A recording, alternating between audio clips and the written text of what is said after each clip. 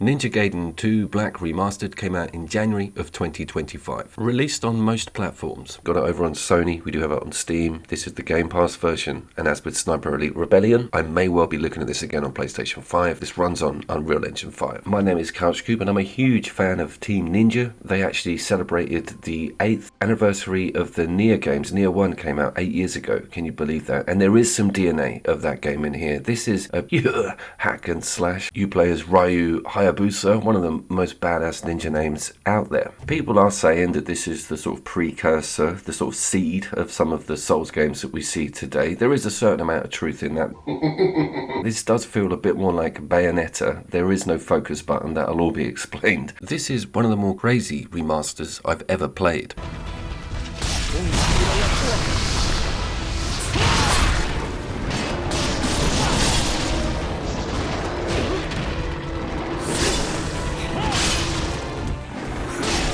Now, the original of this game came out in 2008, and some of you might remember that Xbox Live put all three games, I think it was all three of them, on this like really good deal, and I managed to look at them again. One thing that rang true was the difficulty. Ridiculously tough difficulty compared to what I was playing at the time. I don't know whether they have softened this one a little bit or whether I'm just too much into Wukong, but it seems a little bit more accessible, but it does ramp up.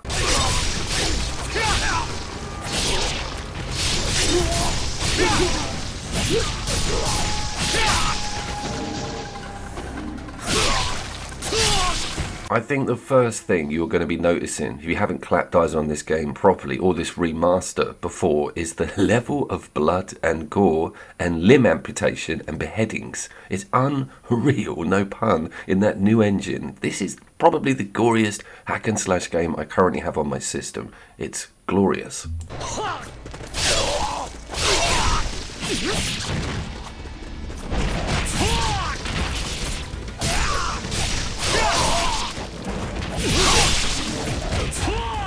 Let's just cover what settings I've got this at graphically. It's actually quite good. It caters for low-end PCs. It defaulted on light. It doesn't insult you. It doesn't say low graphics. I moved it up to medium. I did try it a little bit higher. I wanted to stay with 60 frames. Again, we've got 1080 on the PC, but I did see some sort of strange meshing on some of the blurred mechanics when the character moves or when things get swung around. You'll see what I'm talking about. That kind of got better because I tweaked a few things later in game to try and get that fidelity up, but keep that frame rate stable.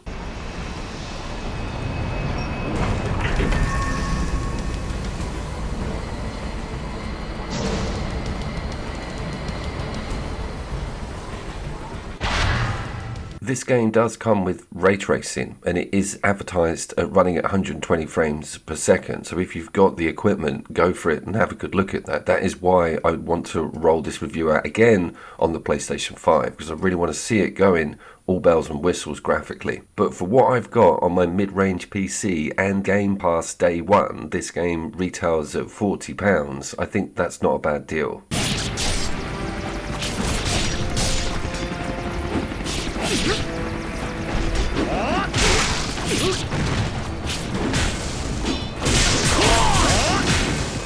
Let's talk about how this game controls, because I find it super interesting. As mentioned, there is no focus button. There is no real sort of time dodge, but there is a block on L1. Now, the block is incorporated into getting out of the way as well. You have to click it in and you'll do a sidestep, which becomes like its own meta and absolutely super handy and life-saving. If you've played Ghost, the Sucker Punch game, you'll know how this system works on a focal front. Whatever's in front of you gets the punishment. But if something's near and close and you queue up moves correctly, you will automatically link into kicking the arse out of the adjacent enemy. So things queue up, it looks very fluid, you feel completely badass. At points you're like, oh my god, did I just do that?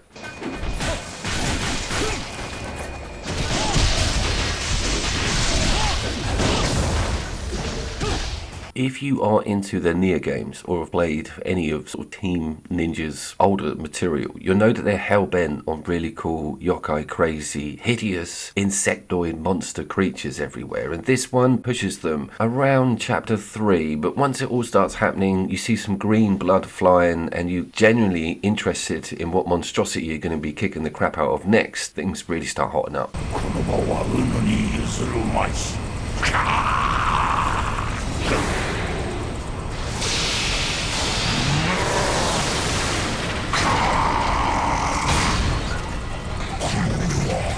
You could see some of that meshing quite strongly on that intro. There are some like NVIDIA targeted graphical options within those submenus, which I haven't mucked around with enough yet, but we iron it out towards mid-video.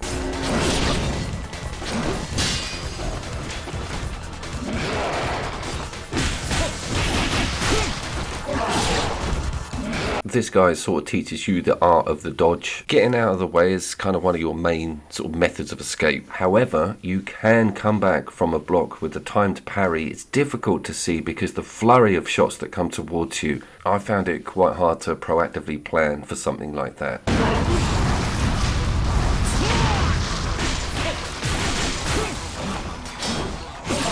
Things very much started to fall into place. Notice I'm using a staff instead of those swords that you were given at the start, and there's a plethora of weapons that you can dip into early doors, and they come with their own move sets, like really different outcomes to most of the input. So getting your head around the changes on that front is a task in itself, but once you've settled on something, it's pretty cool and you can start pumping upgrades into it. It fast becomes your sort of go-to favorite. Then you stumble across like some cool nunchuck / dragon head hooks, and you're like, oh no, these are my new favorite now. So be careful about investing in some of those early found weapons.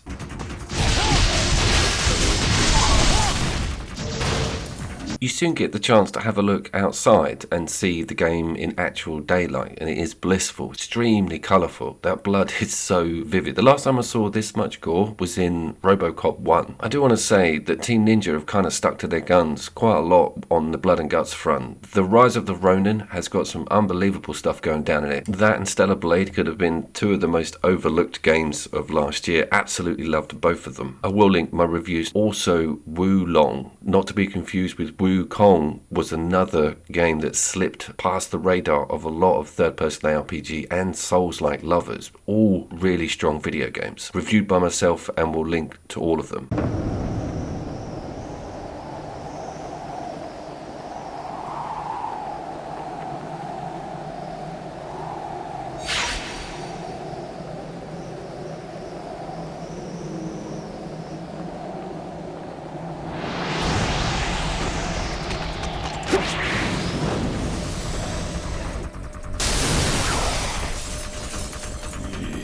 On some of the other reviews I've been looking at, or hot takes as I can only describe them, they have moaned about the camera being too difficult, wrestling around with it. I just don't touch the other stick. I think that it caters for you quite well. Even if you can't see the enemy and they're off screen, you know which way he's facing. He kind of always hones in to the nearest enemy, so there isn't too much grief with it. It does get itself in a bit of a twist in maybe smaller rooms, but I didn't fall out with it majorly, and I sort of understood that it's trying to sort of stay within its spirit of the original, and it totally achieves that by not messing around with the camera too much.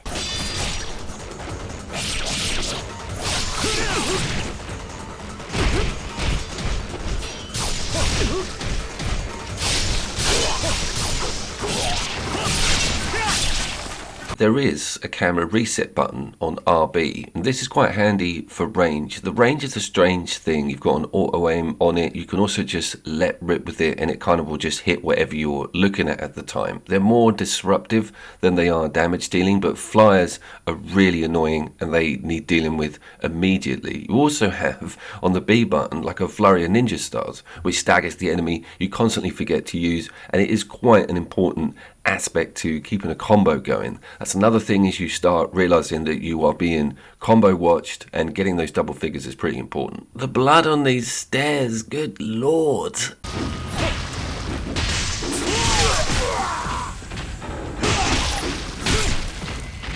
Prioritizing and dealing with a nasty enemy without a focus button does become quite a task. You need to sort of weed them out and get to them quickly, and that can be quite difficult if the combo system is taking you on to an additional enemy. But everyone gets their punishment at some point, and it's normally the toughies that are left at the end, which is fine.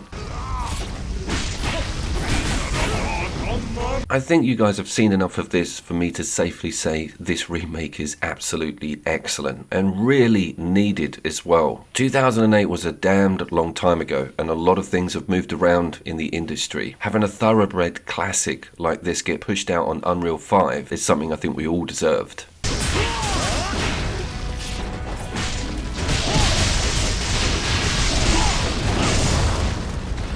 So I sort of settled on medium with the graphics. This is kind of peak tweak at the moment. VSync I think defaults as on, and it just looks a lot smoother and crisper on the environment, and we still don't suffer any major drops during those chaotic fight scenes. This is a very pretty game, and I can't emphasize enough how much I'd like to see it run in full whack. Please give me some comments if you've got this on the 5 and whether there are any performance issues, or even if there's some performance toggles. I love a good toggle.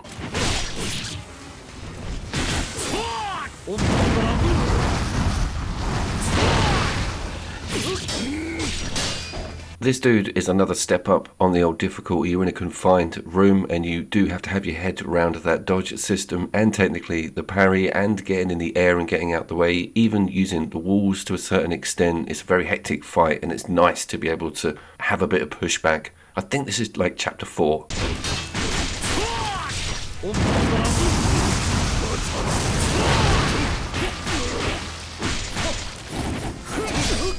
Being able to switch out those weapons in real time is also absolutely awesome. It's not a hotkey, the game actually pauses and you can just have a good think. Something might not be working, you'd have to quit, restart, go back to the tent. It's very much a system that's focused on the player having a damn good time. And talking of a damn good time, this is by far got to be the longest combo in video game history. I got to go off and make a coffee and come back and sit down and still see the end of this thing going.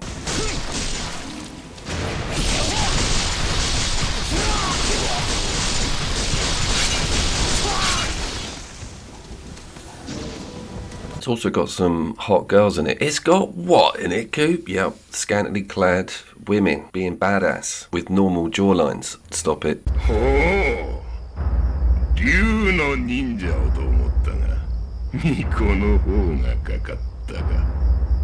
サンジを返してもらうわ。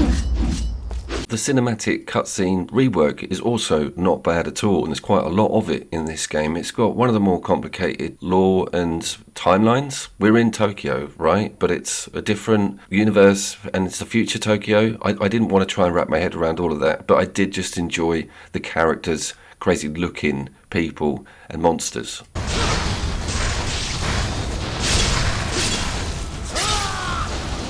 Is there anything that sticks out that you feel is massively wrong with the game? Not really, but it does show its age on some of the platforming sections, and there are more than you want within that front end of the game. It's quite punishing when you make a mistake. You don't lose any real health on height, but you will get told to go all the way around the houses again because you missed some double tap wall run thing that doesn't quite make sense. I wish they'd just stuck with combat, but that's my complaint with all third-person RPGs.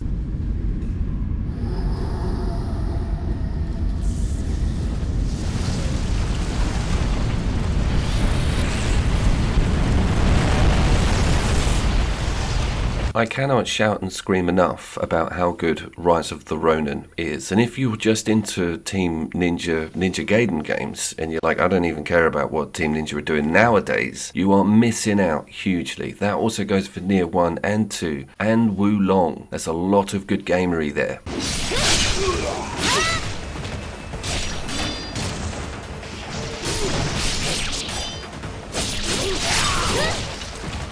With Monster Hunter Wilds on the horizon, it is also a good idea to check out Wild Heart, the clone from Koei Tecmo and Amiga Force, so there's just a little bit of connective DNA there, but it's a hell of a game, and if you've exhausted Worlds and are waiting for Wilds, it's a great time to look at it, also on PSN Extra.